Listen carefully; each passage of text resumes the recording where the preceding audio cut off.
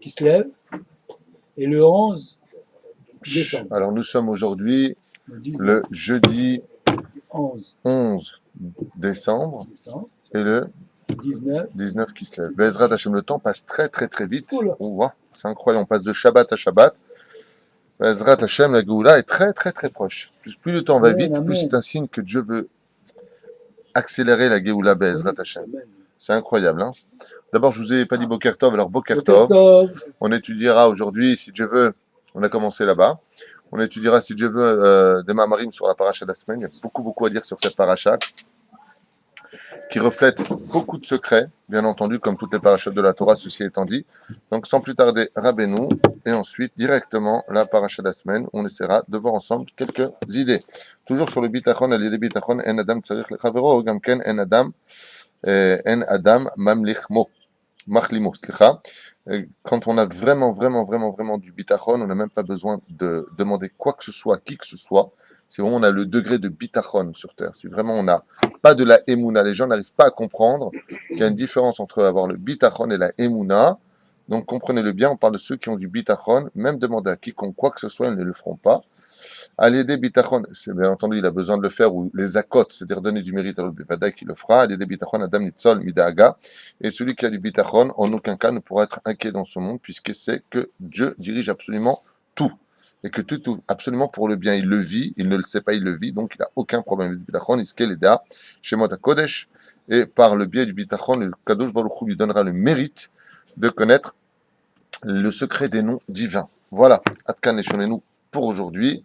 Ce matin, on a vu que le ner Shamash, on devait l'allumer, bien entendu, ou avant la bénédiction pour s'en servir et allumer toutes les bougies, ou alors en dernier, quand on est la bracha, mais surtout, on aura allumé bien entendu, mais surtout, qu'on ne dise pas la bénédiction, qu'on allume le Shamash directement après. Chaz v'sham, c'est bracha al-vatala, puisque le Shamash ne fait partie ni des mitzvot haïdour, ni de la mitzvah obligatoire du jour. Parashat Vayeshev, Beshem Hashem Nassim Nasliach, pour la réfoua chez les mains de tous les enfants d'Israël Bichlala, Talia Bat Efrat Myriam, que beaucoup Bezrat Hashem Tachla, הרבה רפואה שלמה, החלמה מהירה, פריחה בת Luna, Moratimi, Bezrat Hashem, la Tzachat de Gandous, Raphaël et tous ceux qui nous écoutent, Bezrat Hashem, tous ces, hein? Shlomo ben Aziza, Yehuda ben Eliaou, bien entendu, Bezrat Hashem, Vezeu, Sheniske Kulanu, le Geoula Shlema, Achlama Meira, Moshe Izbarnu, Amen. Amen. Alors, où est-ce qu'on en était, nous, ici, avec les rêves de Yosef Hatzadik? On revient un petit peu en arrière. Je vous rappelle que sur le site, vous avez un cours qui s'appelle La psychanalyse des rêves, ou je ne me rappelle plus quel titre on avait donné à l'époque, qui parle de cette paracha-là, d'Afka.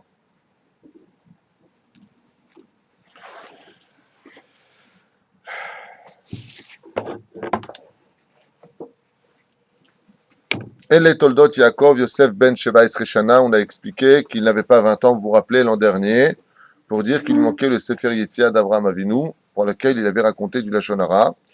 Et voici que Yosef Hatzadik fait des rêves. Alors, pour les rêves, puisque le Mizot Masim Tovim, pour les rêves de Yosef, il y a une différence à faire avec ceux de Pharaon. Il y a marqué ici, Vaya Chalom Yosef Chalom. Et Yosef a fait un rêve. Vayaged le'echav vayosifu od seno oto. Et ils l'ont, bien entendu, haï. Ils ont rajouté sur eux, par rapport à lui, de la sin-a. On avait expliqué pourquoi ils avaient rajouté de la sin-a, parce qu'ils pensaient que ces rêves n'étaient pas des rêves venus du monde des anges, mais du monde des démons, en d'autres termes, qu'il était l'héritier chas v'shalom spirituel de Esav. Vayomer alehem shimuna achalom hazeh asher chalamti ve'ine. Voici que maintenant je me trouvais donc ve'ine me'alimim alumim betoch hasadeh. En général, ce qu'il y a de curieux à comprendre ici, c'est qu'on nous parle donc de ces tiges de blé qui montent. En général, les tiges de blé, ça pousse où? Dans les champs. Et là, on a besoin de nous dire Betoch Hasadeh, dans le champ. Donc, il y a un mot à retenir ici, c'est quoi? Le mot Sadeh, c'est-à-dire champ. Je roulais avec ma voiture sur la route. On imagine mal que tu roulais sur la lune.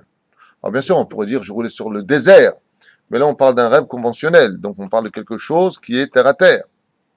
Vene kamalumati Et Gam Nitzava, et s'est levé donc ma tige, elle s'est présentée droite,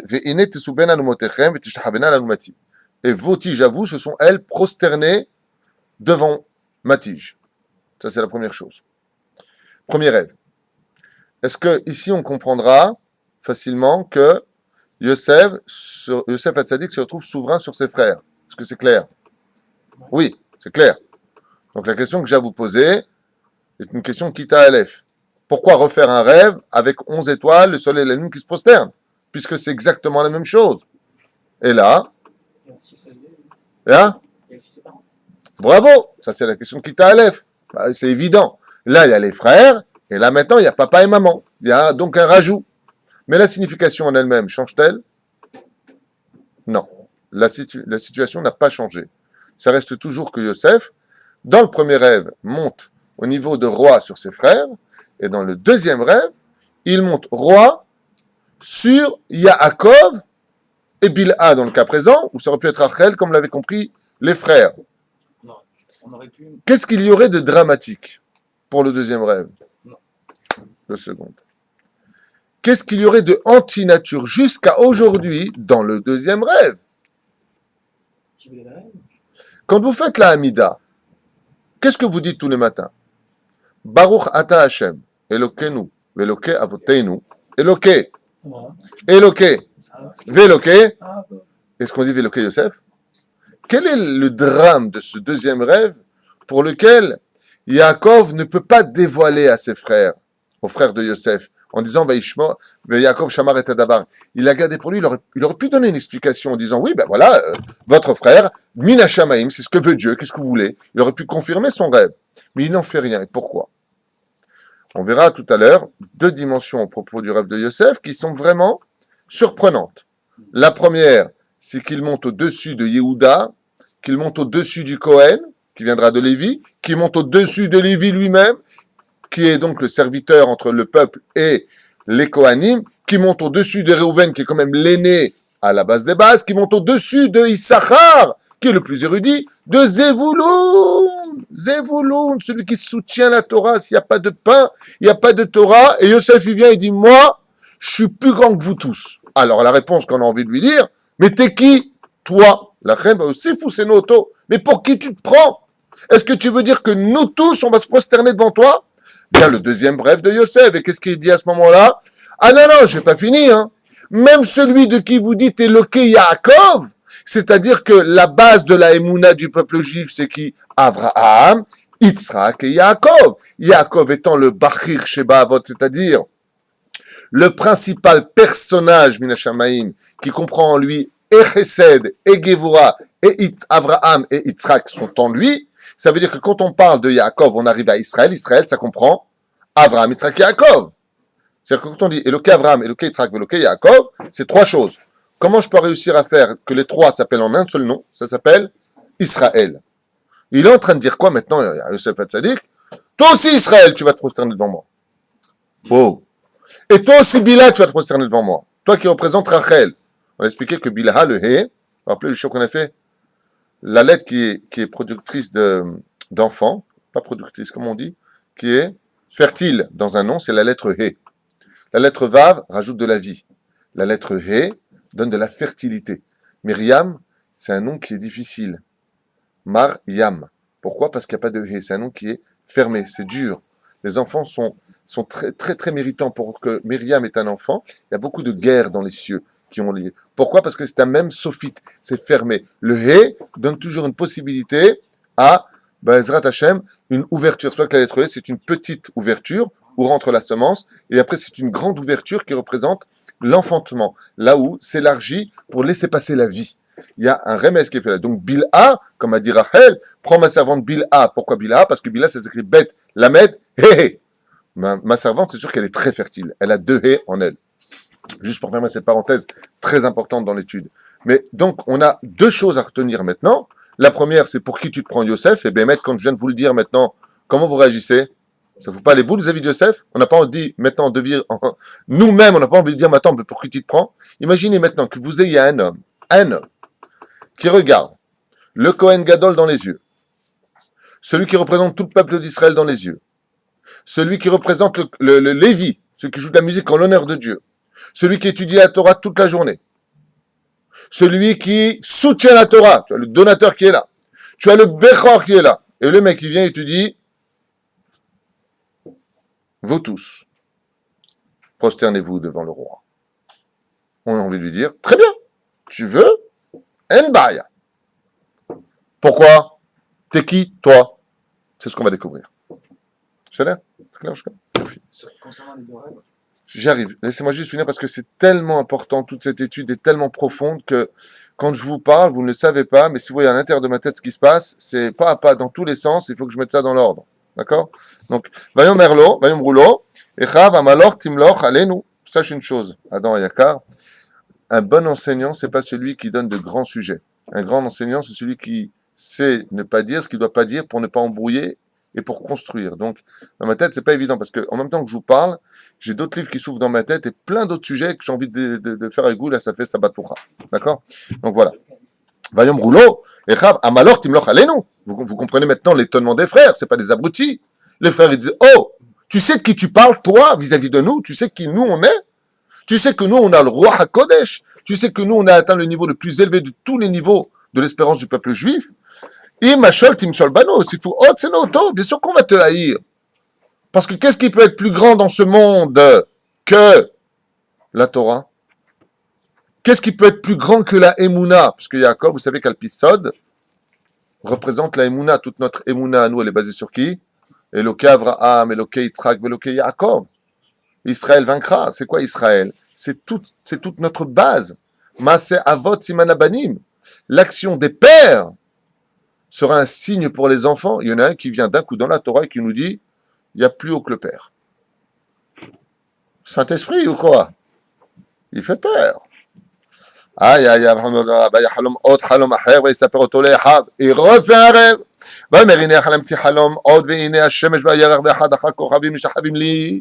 Et là maintenant il va encore plus loin parce qu'on a dit il atteint la matrice de la Emouna juive. Il s'appelle Aviv El Hav. Garbo Aviv. Et là, son père, il a disputé. Vous savez pourquoi il a disputé son père? Il a disputé pour ne pas que ses frères le mettent à mort. C'est-à-dire, il a commencé à faire le tampon. Bon, et maintenant, ça suffit. Hein? Qu'est-ce que tu veux dire par là? Allons, calme-toi. Pourquoi? Parce qu'il y a des choses dans ce monde qui mettent en colère. Même les grandes sadikim se mettent en colère. Bayom Roulo, ma halomazé.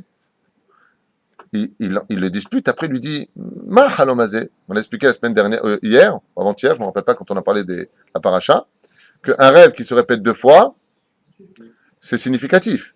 Ma halomazé, qu'est-ce qu'il est en train de lui dire? Qu'est-ce que tu es en train de faire de ce rêve? D'accord? Hazé, tu n'es pas obligé de le dire. Hazé veut dire c'est 12. On parle des 12 tribus. Qui es-tu toi pour monter au-dessus des 12 tribus? Asher halamta avon avon ani veimecha? Tu veux dire que tu serais plus grand que moi pour que moi et ta mère, en d'autres termes, Bila dans le cas échéant, venons nous prosterner devant toi, Yosef? Tu es, c'est-à-dire si je prends une balance, que je te mets sur la balance à droite et que tu montes sur la gauche, tu nous bats tous. C'est ce que tu es en train de dire. Yosef, il dit, c'est ce qu'on est venu me dire, hein. C'est à vous de découvrir pourquoi. Et les frères ici, ils ont commencé à être jaloux. D'accord? Les Parchanim nous disent à propos de la jalousie des frères. Alors,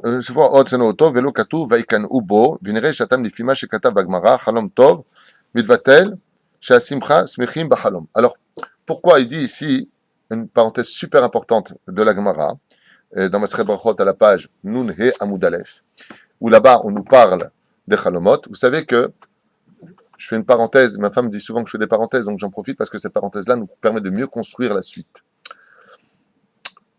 Les meilleurs rêves ne sont pas les bons rêves.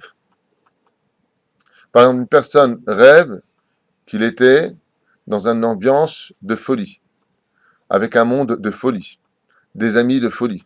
Bekitsour, un rêve merveilleux. Il se lève le matin, il dit j'ai fait un super rêve.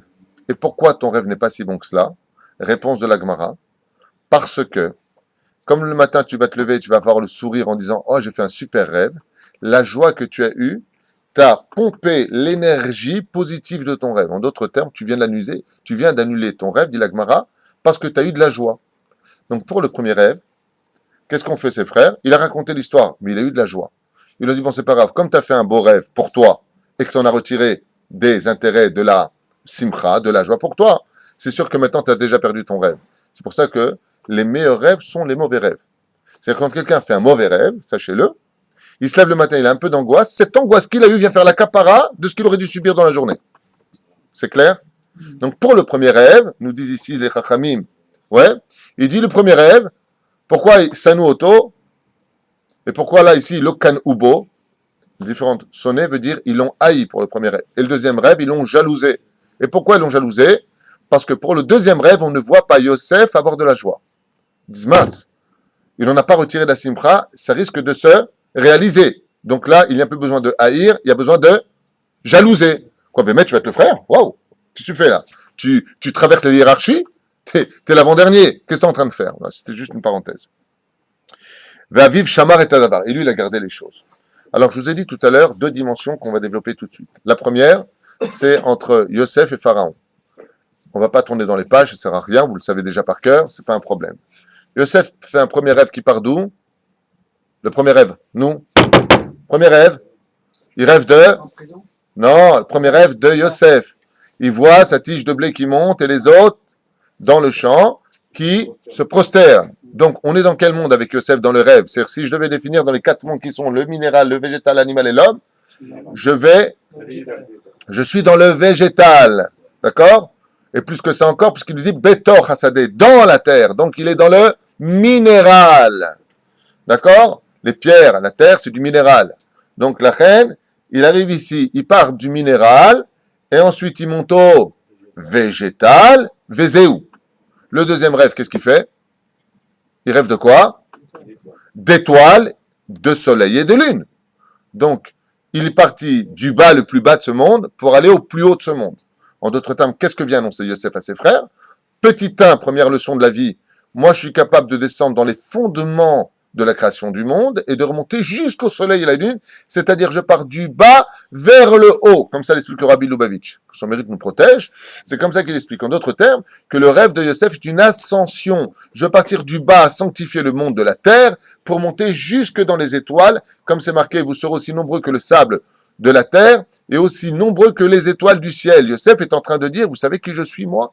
Je suis quelqu'un de capable de prendre ce qui vient du monde du plus bas, en train de monter au monde du plus haut. Premier indice. Deuxième indice, par rapport à Pharaon, par exemple, où les nations du monde sont représentées par Pharaon, car si vous prenez le mot Pharaon en hébreu, vous remplacez les lettres du mot P de Pharaon, Resh de Pharaon, Aïn de Pharaon et de Pharaon, vous remplacez, ça fait Gematria et Sab. Donc, Pharaon représente les nations de descendants aussi bien de l'un comme de l'autre. D'accord? Et là-bas, qu'est-ce que lui, il fait comme rêve? Vous vous rappelez? Au début, il voit quoi? 7 grosses vaches qui sortent du fleuve, dévorées par 7 vaches fétiches. On est dans quel monde avec le rêve de Pharaon? Animal. Le deuxième rêve, il voit 7 gros épis se faire dévorer par 7 épis tout maigres. On est bien d'accord? On est descendu du monde animal au monde végétal.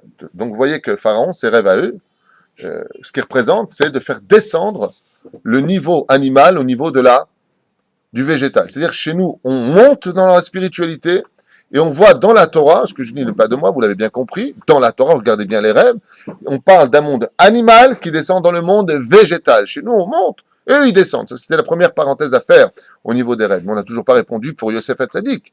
Dans ce cas échéant, qu'est-ce qu'il est et qu'est-ce qu'il a, Yosef Hatzadik?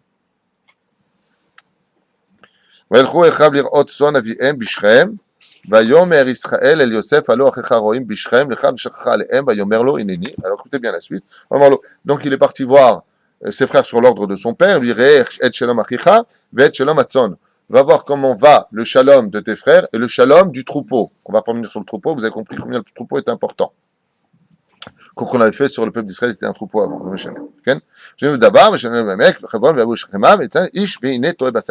Et voilà maintenant quelque chose de bizarre pour comprendre le rêve. Ish. Il a trouvé un homme. Qui est cet ange? Qui est cet homme-là? Je me suis un peu trahi. Rashi Akadosh nous dit Malach Gabriel Sha'alo. C'est l'ange Gabriel qui lui a posé la question. Veine Toe Basade. Veine Toe Basade. Mais c'est curieux. Normalement, quand on marche pour chercher ses frères, on marche sur quoi cette fois? Sur la route. Et la Torah a besoin de nous rappeler un mot qu'on a lu dans les rêves. Vous vous rappelez ce qu'on a dit tout à l'heure? Betor Asadé, dans le champ. Et là, la Torah vient nous dire, Ish, il a trouvé cet ange, qui s'appelle donc Gabriel, comme l'explique Rashi, Veine To'e Basadé. Il se trompe sur le champ, comme si qu'il n'était pas à sa place. Regardez un petit peu la grandeur de Yosef. Yosef, qu'est-ce qu'il a dit? Il a dit, j'étais en plein milieu des champs. Et là-bas se sont prosternés mes frères. Qu'est-ce que fait Yosef? Il sait que ses rêves sont des rêves de vérité, nous disent les sages. Écoutez bien comme c'est beau. Il veut tellement pas mettre mal à l'aise ses frères, qu'il va directement réaliser son rêve. C'est-à-dire, il a le mode d'emploi, il sait que c'est dans les champs. Il sait qu'il est là-bas dans les champs et qu'ils vont se prosterner. Parce qu'effectivement, on a vu en Égypte que des champs, parce que les champs d'Israël n'étaient plus fertiles à cause de la famine, oui. Donc ils sont venus dans les champs pour trouver du blé en Égypte. C'est de ces champs-là dont on parle dans le rêve de Yosef.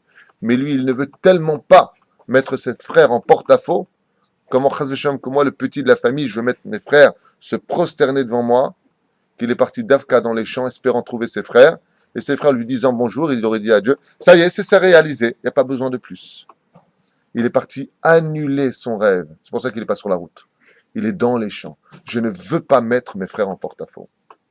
Vous voyez, Shalou, Aïch, les morts, Mat et Bakesh, je lui ai posé la question, qu'est-ce que tu veux? Vayomer, et Achai, Anchim et Bakesh, Kedeneli, Efo, Em, Roim, et dis-moi, je cherche mes frères, dis-moi, est-ce qu'ils sont en train de faire paître les troupeaux? Il y a encore un Moussar Eskel ici, avant de vous donner la belle réponse à comprendre, un truc incroyable qui se répète encore aujourd'hui, quelque chose qui met en colère les tzadikim, que l'on trouve dans cette paracha, comme quoi que vraiment la Torah est une espèce de cercle qui ne fait que se répéter. Alors juste avant, on a vu ici que Yosef rencontre un homme. Cet homme, c'est l'ange Gabriel. Mais quand on voit Yaakov dans la paracha précédente se battre contre un homme, il y a marqué Ish, mais avec Imo. D'accord? Un homme qui s'est battu avec lui. Rashi nous dit c'est le génie de Esav, c'est l'ange du mal. Quand il lui dit fais-moi une bracha, qu'est-ce que lui dit l'ange? J'ai pas le temps. Mais quand il rencontre l'ange Gabriel, il lui explique comment prendre son chemin. Vous aurez compris dans ce monde que Baruch Hashem, un tzaddik, c'est celui qui prend le temps pour s'occuper de son peuple. Un rachat, c'est celui qui n'a jamais le temps, ne serait-ce que de faire une bénédiction pour l'autre. C'est deux parallèles entre Ish et Ish qui sont marqués ici et là. Verota Verabota et Takshivutov. Vous avez une réponse à me donner, vous, pour le rêve de Yosef? C'est dur. Qu'est-ce qui peut être plus grand que tout sur Terre? Par exemple, vous savez que quand on a un colosse, quand on se bat, avant on faisait des arts martiaux, on faisait du combat, il y a une façon très simple de faire tomber une personne qui est très très forte dans un combat. Les pieds.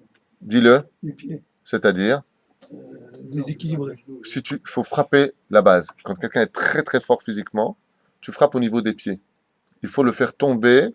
Alain est là. Voilà, il pourra vous le dire. Tu peux frapper à l'intérieur, par exemple, quelqu'un qui est très fort physiquement, tu peux frapper au niveau du visage ou au niveau du corps, il est très dur. Mais si tu frappes au niveau de la clavicule, avec un coup de low kick ou un coup de, de tibia, ou coup de genou, peu importe, tu as automatiquement touché ce qu'on appelle en hébreu le yesodot, le yesod. C'est pour ça que les pieds sont d'une importance capitale pour un combat, pour déstabiliser une personne, faire une balayette par exemple, ou autre chose dans ce domaine. Qu'est-ce qu'on appellerait donc en hébreu les fondations? Yesod. Yesod, c'est un monde qui n'avait pas encore été exprimé dans la Torah au degré de Sphira Tayesod. Effectivement, vient Yosef Hatzadik et il nous dit, regardez bien comment l'histoire se répète, j'ai vu 11 étoiles, vous tous autant que vous êtes, les Kohanim, les Lévi'im, les rois d'Israël, tous autant que vous êtes. Même toi, Yaakov, qui est le représentant de la Emouna juive, vous devez tous vous prosterner devant moi, et vous savez pourquoi? Parce que je suis la fondation de tout ce que vous êtes. Sans moi, vous ne valez rien. Comment c'est possible? Et la preuve en est. Grâce à qui va manger Yaakov? Grâce à Yosef. Les frères, grâce à qui vont manger? Grâce à Yosef. Comment ils vont pouvoir habiter à Goshen? Grâce à Yosef. Comment est-ce qu'ils vont être respectés? Grâce à Yosef. Tant qu'il y avait Yosef, il n'y avait pas d'esclavage. Donc qui est Yosef? Le gardien de la Brit Mila. T'es pas le gardien de la Brit Mila. Tu peux être Cohen, tu peux avoir de la Torah, tu peux être Lévi, tu peux être le Bechor. Sans moi, tu vaux rien. Et un tzaddik, pourquoi je dis que l'histoire se répète? Parce que ça me fait rire. Parce qu'il y a un tzaddik qui, lui, est venu réparer, un peu comme Yosef Hatzadik, là, Brit Mila. Et comment il s'appelle? Rabbeinu Nachman mi Breslev. Et il dit dans son livre, je sais que beaucoup de tzaddikim vont se mettre en colère contre moi, comme les frères de Yosef qui se sont mis en colère contre lui. Oh, pour qui tu te prends? Pour qui tu te prends pour dire que je suis le tzaddik Emet? Pour qui tu te prends, Rabbeinu, pour dire, vous êtes tous dépendants de moi, tous, vous allez apprendre ma Torah. Mais pour qui tu te prends, Rabbi Nachman mi Breslev? Vous ne trouvez pas que l'histoire se répète, les frères? Mais pour qui tu te prends? Même Yaakov, il a dit, Veshamar et Tadabar, mais Agnen. Il est intéressant de voir qu'un tzaddik, il puisse être le fondement des autres. Et pourquoi? Tout comme Yosef Hatzadik, Alav Shalom, était le fondement de Sfirat HaYesod, il est le gardien de la Brit Mila, il ne faute pas avec la Brit. Alors, il est en train de dire, si tu étudies la Torah toute la journée, mon pote, et que tu joues avec ta Brit Mila, toute ta Torah, elle s'effondre. Si tu es Cohen, et que tu rentres le jour de Yom Kippourim, et que tu as joué avec ta Brit Mila, tu meurs. Si tu es Lévi, t'es viré. Si tu viens, toi, et que tu soutiens la Torah, voilà, je fais des dons, et je fais des dons, et je fais des dons. Vas-y, je t'envoie de la Torah, Yeshivot. Mais avec la Sfirat HaYesod, je vais coucher avec cette Goya, je prends cette femme, je prends ça. Mais bon, Olam, je suis Zvouloun, rien que je donne de l'oseille. Pourquoi ça marche pas? Parce que mon pote, t'as pas Yosef avec toi. C'est-à-dire Yosef et le rajout, comment on dit rajout en hébreu? Yosef, Léosif. Si tu n'as pas ce rajout qui te maintiendra comme un Yesod, c'est-à-dire comme des gens bien implantés dans la terre, pour ne pas qu'on puisse te faire une balayette, même si ton corps il est extraordinairement solide, tu es rempli de mitzvot et de Torah, mais t'as pas les fondations, t'as pas la Brit Mila qui est gardée, on peut te balayer en un clin d'œil. Qui que tu sois, même si tu as de la Emouna, comme Yaakov Avinu. C'est le message de Yosef à tous ses frères. Et c'est le message que Dieu a voulu donner à toutes les générations. C'est le message de Yosef Hatzadik. Si t'es pas Shomer Brit, t'as rien. Mais on peut penser que les frères et Yaakov n'étaient pas Shomer Brit. C'est tous.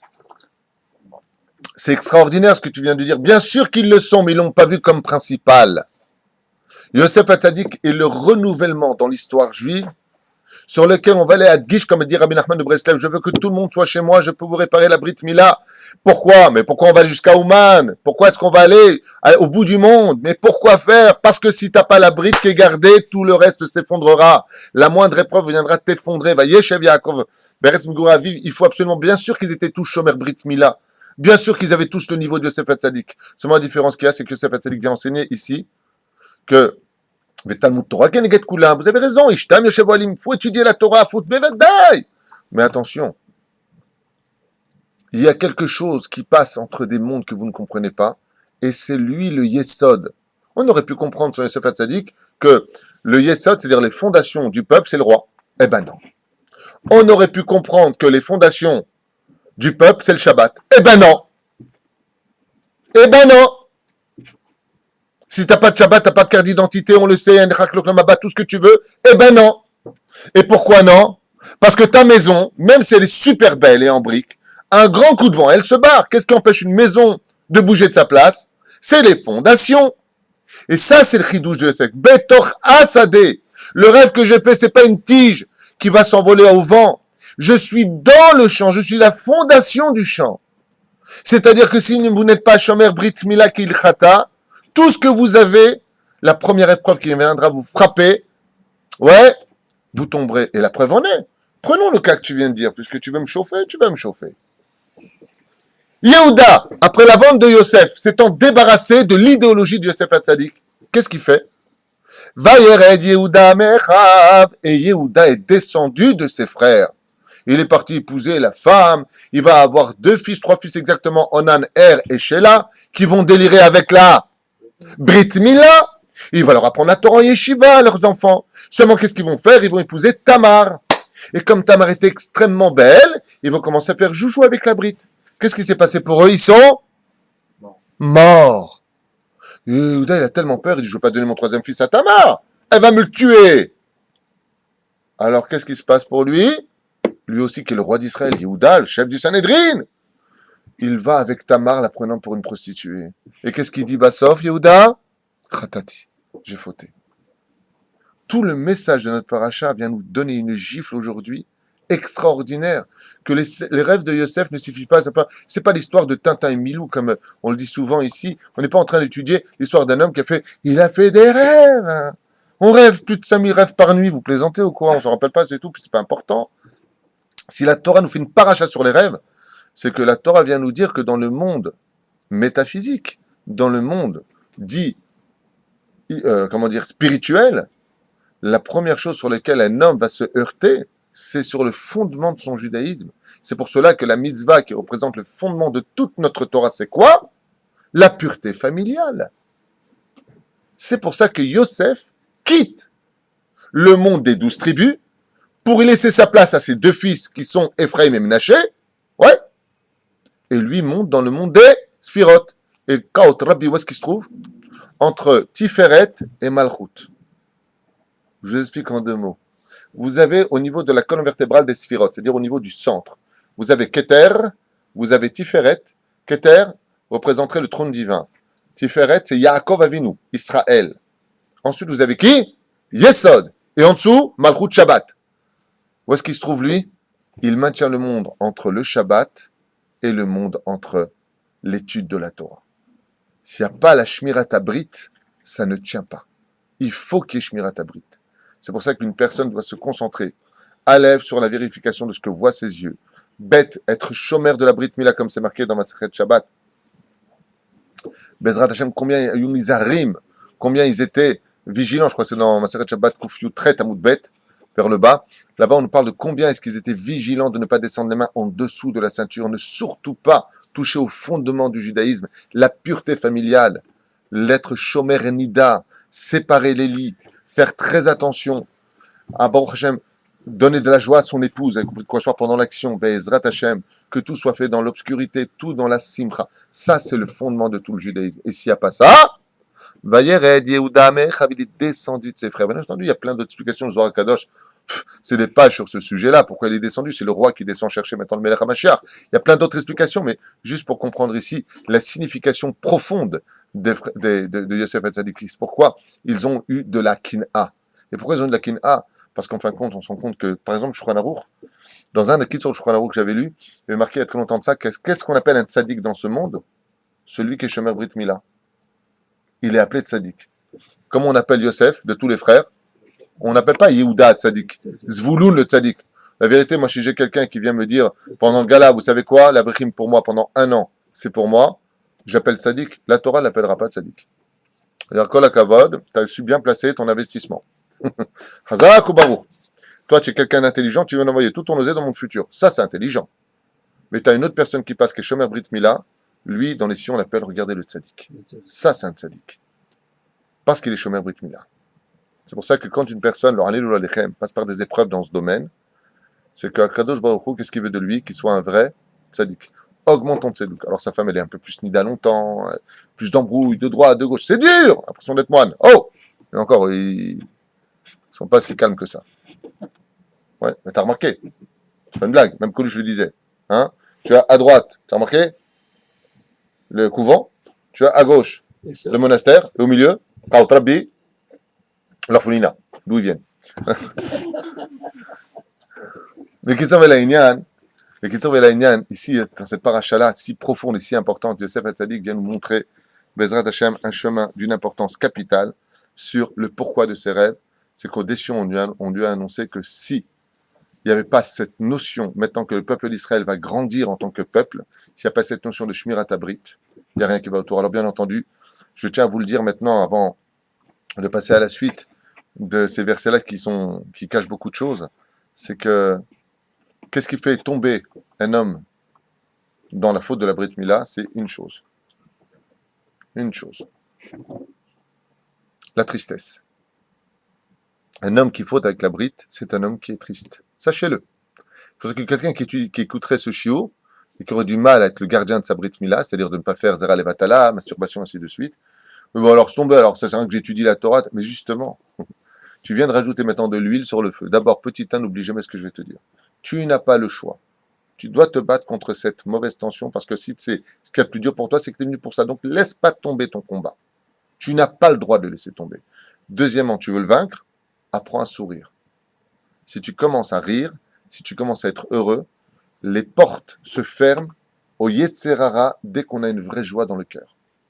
Donc, qu'est-ce qu'il faut que tu fasses? Renforce-toi dans l'étude de la Torah. Il n'y a pas marqué que Yosef est sans ses frères. Il se prosterne devant lui. Ça veut dire que le jour où ta Torah se prosternera devant ta Brit Mila, dans le sens où tu es gardien de la Brit Mila, alors ta Torah sera valable. Le jour où ta Keuna, en tant que dirigeant, par exemple, père de famille, car on est tous des rois à la maison, d'une certaine façon, nos femmes sont des reines, nos enfants sont nos sujets, nos ministres. On a tous, Baruch Hashem, un univers dans lequel nous sommes les rois de notre univers personnel, l'univers familial, comme on dit, les histoires familiales ne sortent pas à l'extérieur, c'est notre royaume. Tu veux être un roi là-bas? C'est pas valable si t'es pas Shomer Brit Mila. Si tu vas tromper ta femme, si tu fais des choses interdites, c'est pas ça un dirigeant. Ça c'est le roi. Toi aussi, Yehuda, tu dois te prosterner devant moi. Je suis la base de toutes les valeurs spirituelles du judaïsme. Qui? Sfirat HaYesod, la Brit Mila. Je pense que le message est passé. Bezrat Hashem. Mais ça nous donne une dimension. Mais moi, ce qui m'a un petit peu choqué, c'est le parallèle avec Rabbi Nachman de Breslev, qui a dit ils viendront tous se prosterner devant moi. Mais pour qui tu te prends, toi, Rabbi Nachman de Breslev? Tu te rends compte, tu es venu il n'y a même pas 270 ans, et tu penses que Rabbi Akiva, les grands vont tous se prosterner devant toi. Mais pour qui tu te prends, on a envie de lui dire. Je ne comprends pour rien. Je suis celui qui représente dans les temps modernes Sfirat HaYesod.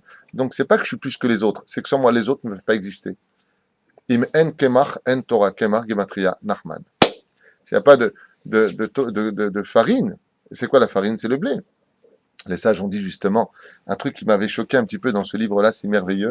Et ils disent comme ça, comment se fait-il que les frères, eux, ils ont pris du blé, mais leur blé à eux, il a un temps soit peu pourri. Tandis que le blé de Yosef ne pourrissait pas. Le blé des Égyptiens, il a pourri, mais pas le sien. Les frères, donc ça veut dire quoi? Ils sont comme les Égyptiens, ils auraient fait avec la brite, et là non. Les frères n'avaient pas placé comme étant le principal Shmirat HaBrit. Chez Yosef HaTzadik, la première priorité, c'était quoi? La Brit Mila. Quand sont venus les Égyptiens lui dire « Hey, mais on n'a plus de blé, notre blé est en train de pourrir », qu'est-ce qu'il leur a dit? Faites la Brit. Vous aussi maintenant, arrêtez de faire des bêtises avec la Brit. C'est pour ça, combien sera grand le salaire? Si vous saviez, Rabbi, si vous saviez combien grand le salaire de Akadosh Baruch Hu, de Dieu, le roi des rois, pour une femme qui fera tout pour ne jamais faire tomber un homme, qui enlèvera ses photos de WhatsApp, où elle se présente dans toutes ses formes, qui enlèvera ses photos de Facebook, qui enlèvera ses photos, je sais qu'on en a parlé, reparlé, mais combien ces femmes-là auront un mérite dans les cieux, une joie qui n'en finira jamais. Pourquoi? L'ifner hiver, l'otiten mirchol. Ne sois jamais un obstacle devant des yeux qui désirent. Parce que le cœur, comme c'est marqué, le cœur et les yeux de l'homme, chomdim, chomed, désirent voir on a un Yetzerara qui est très fort. Et c'est au rôle des femmes, Bezrat Hashem, de nous protéger, qu'on arrête un peu avec cet égoïsme, on dit, écoute, moi, je vois pas où le problème, il a qu'à pas me regarder. On aime regarder. On a un problème, mesdames. Sauvez-nous. Bémet, aidez-nous. Kipchuto. Vous avez de la pitié pour le peuple d'Israël? Aidez-nous à ne pas vous regarder. Pourquoi? Parce que nous, on a du mal. On peut lutter une fois. On peut lutter 2 fois. On peut éviter de regarder. Vous avez remarqué, ce qui se passe, c'est incroyable. Incroyable, c'est un truc de fou. C'est pas une blague, hein. C'est pas une caricature. Hein. La dernière fois, je vous ai raconté ça. Je marchais. Il y a 2 filles qui marchaient devant moi. Et pas de moches. Donc, qu'est-ce que je fais? Je change de trottoir. Je vais de l'autre côté du trottoir pour ne pas rester derrière elle. Ça n'a pas manqué. Il y a une autre femme qui passe devant. Même chose. Pas un gravat. Je passe devant elle. À un moment, je dis, je change de rue. Je passe de l'autre côté. Il y a 2 filles en short qui passent. Je dis, bon, c'est pas un problème. Je vais regarder du côté de la route. Mais au moment, c'est pas une blague. Hein. Au moment où je regarde du côté de la route, il y a un bus qui passe avec une pub et une femme allongée dans la pub. Je dis, ouais. On va pas s'en sortir. Hein. Ah ouais. Tu peux pas fuir. Donc, Rahmanout. Rahmanout. Même les boutiques, chez Mishmor Birahem. Vous avez des boutiques avec des mannequins. Maintenant, ils font des formes parfaites aux mannequins. Tu viens pour acheter quelque chose, tu as le mannequin qui... Lama, bijilma, pourquoi? Allez, Shadeh. Parce que ce que veut faire le Yetzerara, Akadosh Baruch Hu, ce qu'il nous a demandé, c'est d'être chômeur du fondement. Ce que veut faire le Yetzerara, c'est une seule chose. Faire tomber les fondations. Un petit croche-patte. Vous avez remarqué, le combat avec Yaakov, où est-ce qu'il a frappé? Un croche-patte. Il lui a mis un coup de low kick où? Sur le guide anaché, juste à côté de la Brit Mila. Si j'arrive pas à t'avoir parce que ta Torah est trop forte, je vais te frapper au niveau des jambes. Au niveau des jambes, ça représente 2 choses. Je vais frapper celui qui soutient ta Torah c'est-à-dire c'est de t'avoir dans les fondations de la Brit Mila. Je sais te faire fauter, Zera Levatala, des envies, des trucs. Comme ça, tu vas te sentir sale et tu vas laisser tomber ta Torah parce que tout part de là. Et toi, tu lui réponds, même si tu as gagné des millions de guerres, moi je gagnerai des millions de batailles, moi je gagnerai la guerre. Ne te laisse pas avoir, ne te décourage jamais. Relève les poings, Béhémet, et bats-toi. Béhémet. Et si tu es retombé, recommence à zéro. Rabbi Nachman écrit, noir sur blanc, qu'il était tombé des milliers de fois, mais qu'il s'est relevé des millions de fois. C'est-à-dire que tu m'as fait tomber, je me relève. Allez, l'onzève, c'est pas une fatalité chez moi. Jusqu'à ce qu'il ait réussi à devenir le plus grand. Entre guillemets, dans le monde des sphérotes, ce que vous voulez, on n'est pas là pour faire de comparaison, juste pour expliquer ce qu'on avait expliqué ici présent. La deuxième explication, c'est qu'il a frappé les donateurs. Pourquoi? À la fin des temps, il y a marqué que comme la Torah sera si forte en Israël, eh bien, comme il n'arrivera pas à faire annuler cette Torah, hein, comme on a vu ici dans notre merveilleux pays, combien il y en a qui luttent dans notre propre gouvernement contre notre Torah, mais c'est un truc de fou.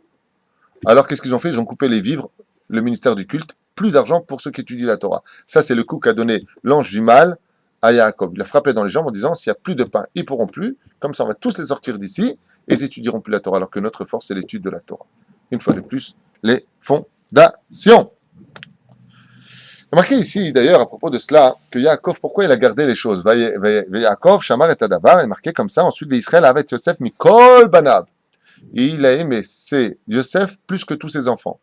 Grande erreur d'éducation, on a souvent parlé, on ne va pas revenir dessus, grave erreur pour toutes les générations, même presque légitime, qu'on le veuille ou pas, on a tous un petit préféré dans une famille. Moi, celui qui me dit pas du tout, je les aime exactement pareil, c'est le Gilgul de Pinocchio, Zelonachon. Il y aura toujours un gosse avec qui tu auras, et ça peut changer, pendant 10 ans ça va être lui, d'un coup ça va être l'autre. Mais il y a toujours, tu sais, dans une course, il y a toujours un gagnant. Tu le veuilles ou pas, tu peux dire ce que tu veux, ma fille, mon fils, mon autre fils, mon autre fils. Il y a toujours un pourquoi, parce qu'il va te ressembler. Par exemple, ce que tu as vécu, il l'a vécu, il te ressemble même physiquement, ou alors, en réalité, il y a un feeling qui passe pas spécialement avec les autres. Mais Yaakov, il a ce feeling.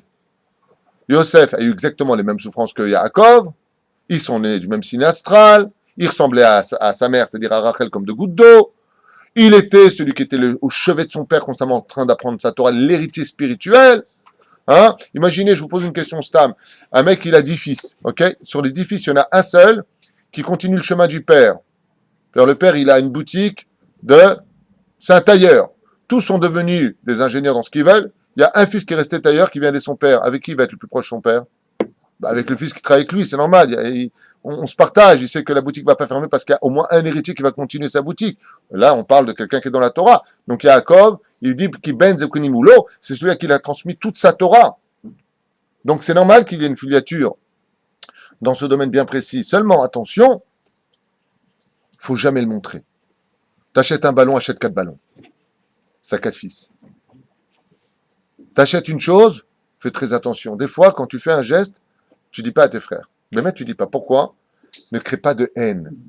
Ne crée pas de jalousie.